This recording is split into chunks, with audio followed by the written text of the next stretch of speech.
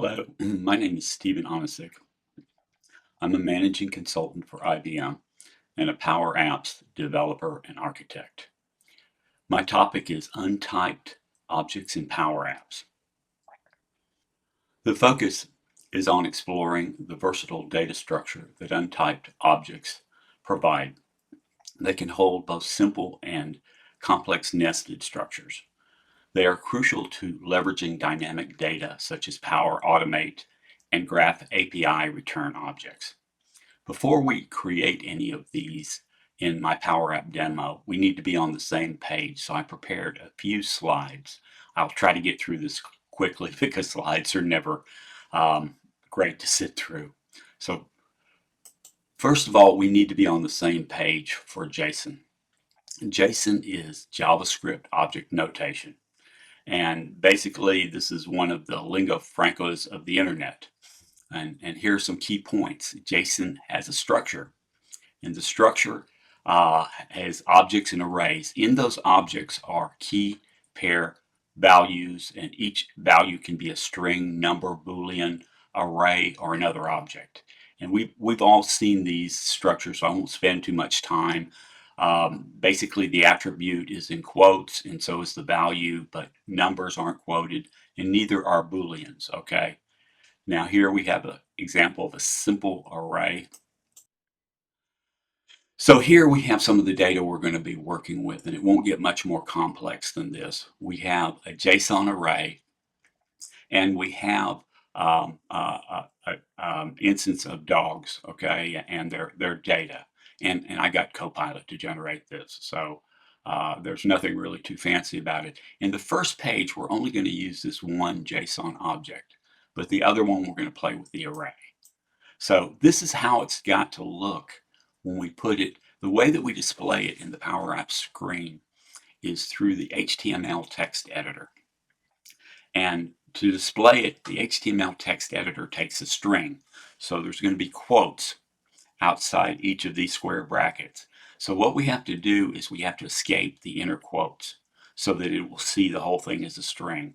And again, I let Copilot do that. I just told it I need my attributes and my values surrounded by two quotes because I have so much chance of making error if I do it manually. So one of the functions we need to learn and we'll play with in this example is the ParseJSON. And what ParseJSON does is it converts a JSON string into an untyped object. And we will see later on, we can then convert that untyped object into a table that we can use in a gallery control. So here's our first example, is set parsed. This is our variable, Power App variable. We're going to do a ParseJSON, and we're going to take this string, and notice we've double quoted all of these so that the opening and ending will match as a string. So we have to do that, and you'll see that in another place. Okay, this will parse this JSON, and this will be an untyped object after we complete it. Now, what I was telling you is that we could take these untyped objects and we can actually morph them into a table.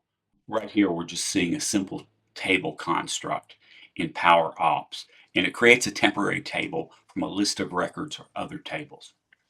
And here's a simple example. We do a table, and we have a variable and a value, and we have other variables, and this creates a simple one column table. Here we're creating a two column table, a little bit more elaborate. And in our next example, we'll see the ParseJSON take the result of a flow. Now this is going to be the result of the flow, this object here. And notice the object has a value attribute. And in that value attribute is an array of JSON objects. So this is going to be the return from a flow. So here we do a ParseJSON on that return. And notice we choose the value, and it's small value because we're pointing to that attribute. And then we're going to make a table out of those untyped untyped objects so that we can use them in a gallery. One thing I noticed when I started working with untyped objects, at first I couldn't get anything to work.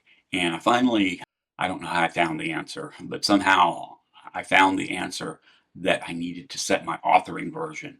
I'm not sure how Power Apps sets the authoring version for you, but all I can tell you is that if it's not set to the current version, it might not work with untyped objects. So basically, you go into your settings, support, and then you look for the authoring version. You click on the edit, and the edit comes up like this over here. So you select a version, and if it's not already on the recommended version, what it will do is it'll set it to the version, and then it will refresh the project. So we want to do that at first so we don't lose any data on the refresh. But this is crucial, and I don't know why it's not set to the current version. That's beyond the scope of my knowledge. Now let's demo working with untyped objects. The first thing we're going to do is create a new app. So we're going to go to New App, and we're going to start with Page Design. And just as my preference, I always start with this template of header, main, section, footer. Once it loads, we're going to go into the settings and set the name and make sure that we're using modern themes and controls. So I'm going to call it Untyped Objects.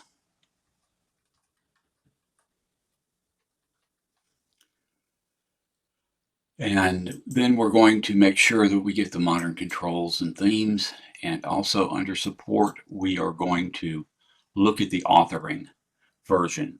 This one currently is set correctly, but just to show you, you would hit the edit here and you would see the drop down and you'd see use recommended. Well, I'm on the recommended, so I won't do that. But if you did change it, you would have to reload and apply the version. But we're not going to do that right now because we're already on the right one. So at this point, I'm going to get rid of the footer and I'm going to get rid of there. I'd rather just have a straight container right there. At this point, let's go ahead and label screen 1 as test single row because we're going to have a test multiple rows as well. Single row. And the next thing that I like to do, just personally, is I'm going to change the theme to the SharePoint theme. And let's add a header to that header portion.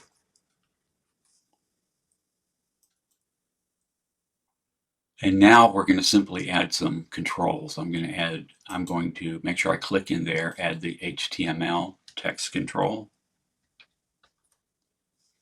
Text control.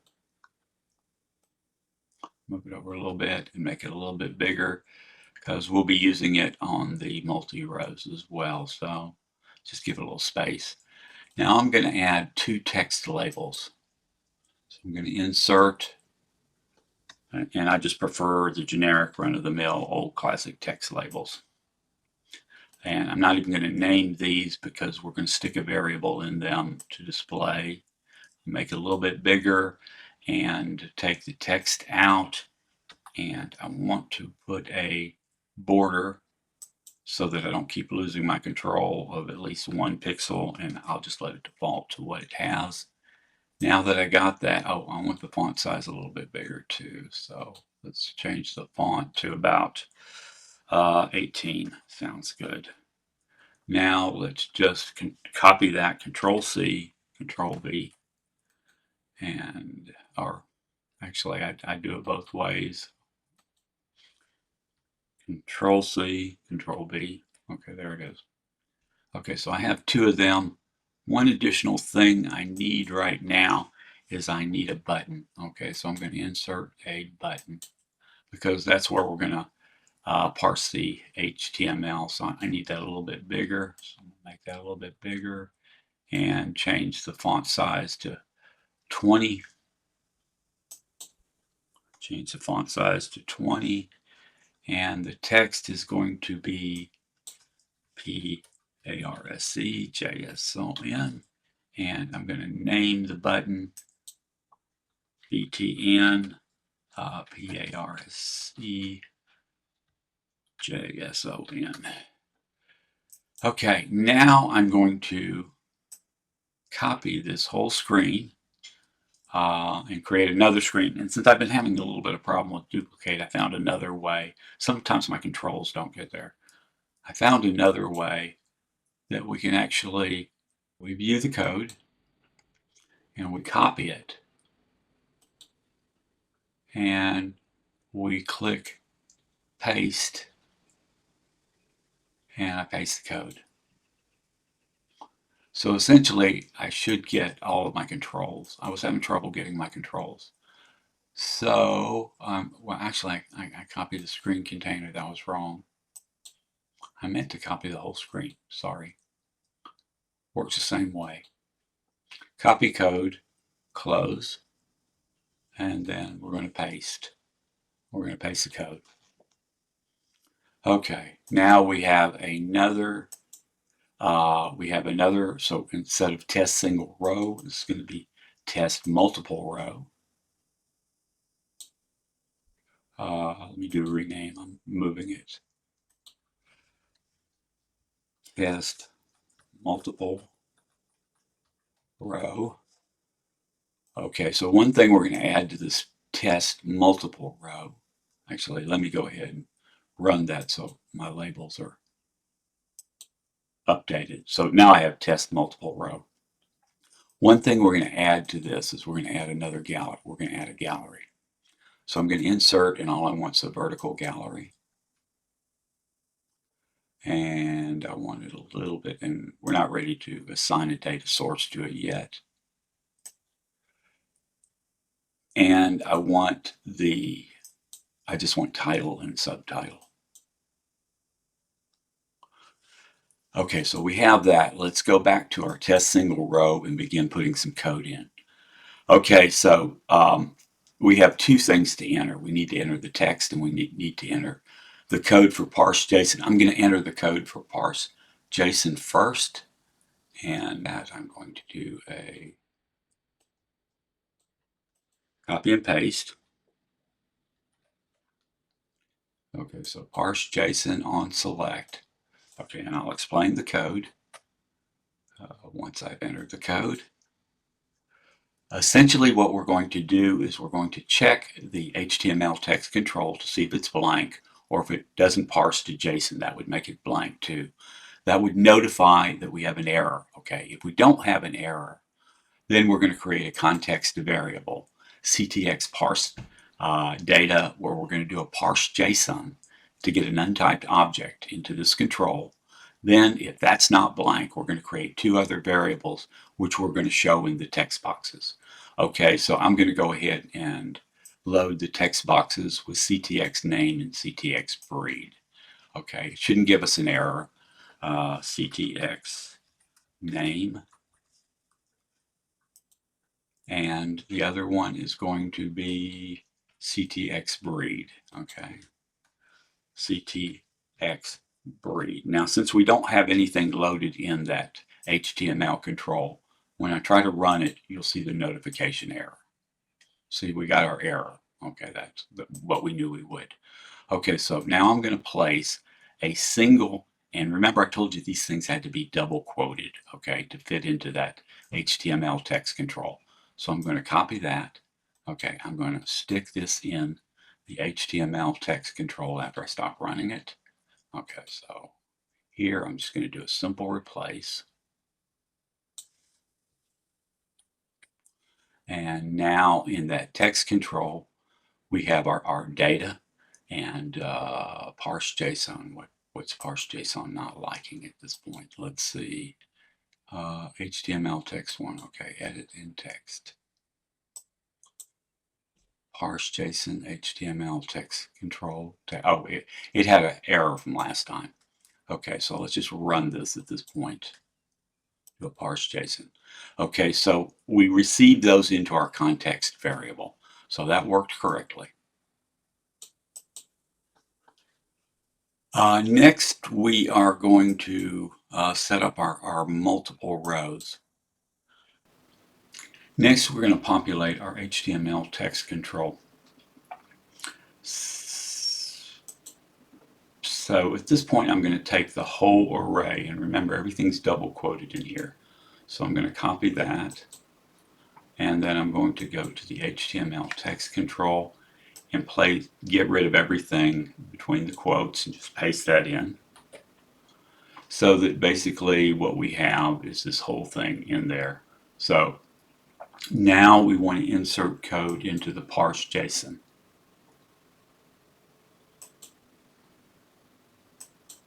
So I click on the on select, and let me show you the code we have. It looks a lot like the last one, where we check ParseJSON to see if it's blank, and we're not going to do that again to see it had an invalid error. If it's not blank, here's where it changes a little. In the last one, all we were getting was the ParseJSON HTML text, which gave us the untyped object. Now we're taking that untyped object and we're putting it into a table, into CTX parse data table. Okay, if that's not blank, then we're going to create first name, which is going to get the name. Now we're using, because it's a table, we're going to use the first function to get the first record. And also notice that before name, there's this value, and we'll see that again when we actually update the items in the gallery. So okay, so this is the code right now. So I need CTX first name and CTX first breed in my boxes. So in the text, I need CTX first name and CTX first breed. CTX first breed. And now for the data, for the gallery, and I'm going to call this gal dogs.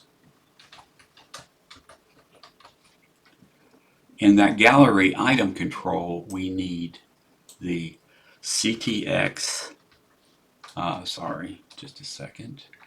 We need CTX parse data table. CTX parse data table. And now for these items,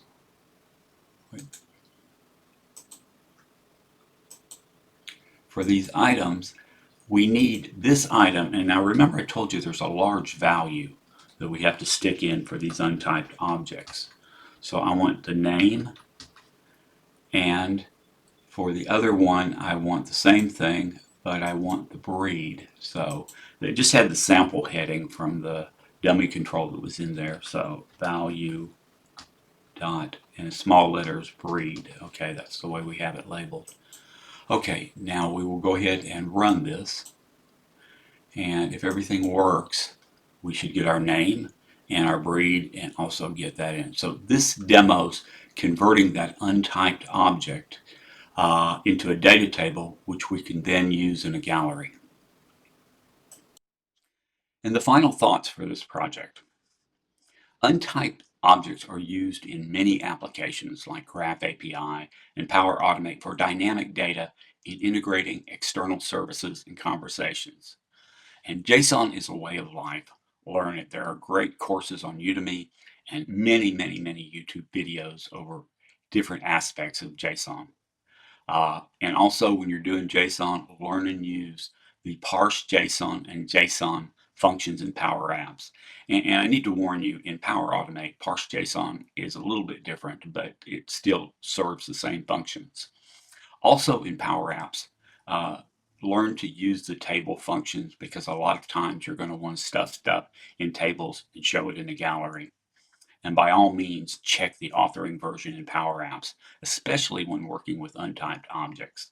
And just to remind you that I have some links below the description of this video, and the links will include a project that you can actually download, because I know I like to download the things and play with it, because I may not caught everything the instructor was saying. So thank you again for watching the video.